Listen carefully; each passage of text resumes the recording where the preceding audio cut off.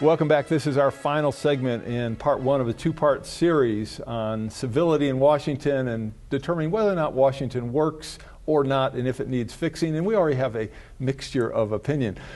So one of the things, Barbara, you said about the presidential styles, I mean, one of the interesting aspects is I think Ronald Reagan did welcome people to the White House from both sides of the aisle. I mean, the kind of stories you hear where when Nancy would go to see her father, he would call some of the legislative leaders and say, you know, come on over, we're going to have beer, we're going to have a few drinks and dinner, we're not going to talk business. I mean, that was an incredible way to embrace people. Clinton certainly had people at the White House from both sides of the aisle frequently.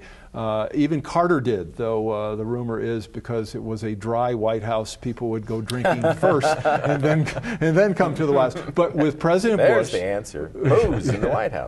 Well, maybe a little dope too. Well, we'll wait till that's legal. Yeah. And in the case of President Bush, George W. Bush, that ended. That stopped from what everyone tells me in the House and Senate. And President Obama has continued that new tradition of not bringing in the members of the House and Senate, especially of the opposing party. And I think that does make a big difference. And certainly people in the past who were serving, you know, in the 60s and 70s and 80s and even 90s seem to feel the same way. So that even though it may not be President Obama's style to bring people in, maybe that's something you need to do to be effective.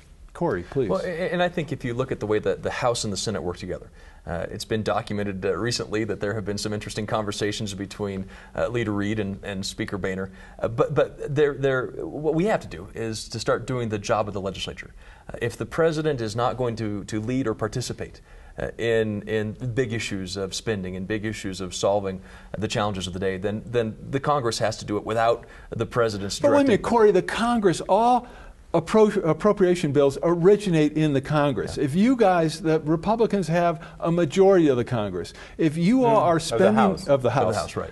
If you all are spending too much, why don't you stop spending so much? How many times have you passed a budget in the House? We've passed How many budget every times time have we've the done Senate? That. That's right. Has the Senate passed the budget? It won't. It won't pass a budget. The Senate won't pass a budget. Why? Because the president doesn't want the Senate to pass a budget because of the kinds of issues he would have to then run on. And so it is a political decision was made in the White House. Now, why doesn't anybody get upset about that? From that standpoint, you know, you see exactly what happens here? This is exactly the kind of situation that occurs in the House. What I hear is both of you taking the opportunity to bash the president when... Well, but why not? Well, because this is a microcosm of why it's so frustrating to watch Congress, rather than saying, here's what we have to play with. We have Mitch McConnell, we've got Boehner, we've got Obama. The three of them are huge players, even though McConnell's not, you know, majority leader or president of the Senate. But how are we going to make sure that the Congress can do its work, that it won't bounce budget negotiations over to the Senate because it can't even agree in its own caucus? I mean, how about if people actually do their jobs? Cory, let me ask you one last question. The other, I mean, from the White House perspective also, my guess is they also look at the House and they see a Republican caucus that's divided. And so they probably don't have a lot of confidence that the Speaker can get anything through. Well, I think I think that this president is, more than any other president we've had, more interested in politics than the policy of the day. He's got 2 years to change the majority in the House so that he can spend the last 2 years of his presidency with a majority of Democrats in the House, majority in the Senate, and the White House, so that he can finish out his administration the same way he brought in his administration. I have never seen a president invite somebody like a Paul Ryan, who had a rational proposal for a budget, to a press conference as a guest, and then sit there and chastise and mock Paul Ryan's budget in the front row. I've never seen a president in the days of the fiscal cliff negotiations hold a press conference, a campaign rally, just to incite one of the parties in Congress. And so I think the politics need to be put aside. And we need to actually have leaders who step up and do their job. We've seen a Senate now where the leader has decided to fill the amendment tree and not allow the minority party to offer amendments, which creates a filibuster problem because the Republicans then are filibustering everything because they're not allowed to have a say. And so it is sort of this mutually assured destruction that's taking place right now.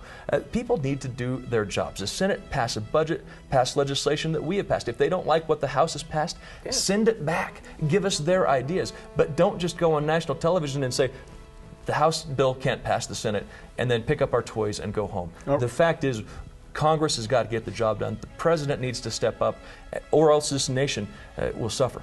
All right, and on that note, Cory getting the last word, I want to thank Cory Garnder, Barbra O'Brien, and Tom Tancredo for part one of our two-part series. Part two will have Barbra and Tom elucidating all of us on these issues. This is Aaron Harbour. Thanks for watching. We'll see you next time. Please contact us. We want to hear from you. And thanks for watching.